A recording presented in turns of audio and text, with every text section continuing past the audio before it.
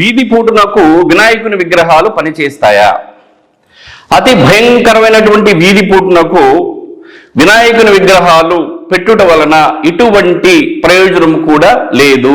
ఇది అక్షర సత్యం. విఘ్నాలను తొలగించే వినాయకుడు మీ ఇంటికి కాపలాదారి కాదు. అసలు ఎవరు చెప్పారు వినాయకుని విగ్రహం పెడితే వీధి పూట పోతుంది, వాస్తు దోషాలు పోతాయని చెప్పని?